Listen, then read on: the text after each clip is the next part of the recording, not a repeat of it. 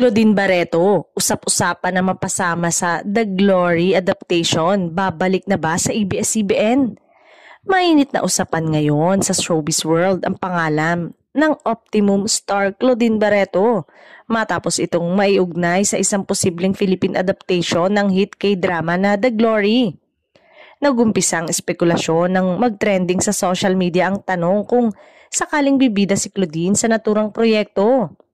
Ang The Glory na pinagbibidahan ni Song Hye-kyo ay isang sa mga pinag-uusapang Korean drama sa buong mundo dahil sa matapang nitong kwento ng paghihiganti.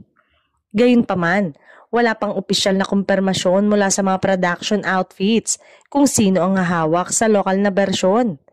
Hindi pa rin malinaw kung eto ba ay isa sa ilalim ng Dreamscape Entertainment, ang drama unit ng ABS-CBN na kilala sa paggawa ng malalaking teleserye.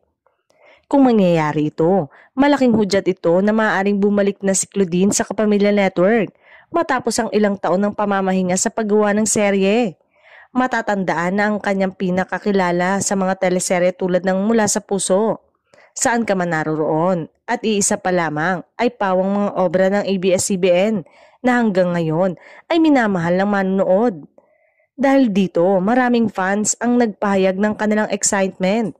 Anila, kung muling makikita si Claudine sa Kapamilya, teleserye lalo pa sa isang bigating proyekto gaya ng The Glory. Tiyak na magiging isa itong malaking milestone para sa aktres at sa lokal na industriya ng telebisyon.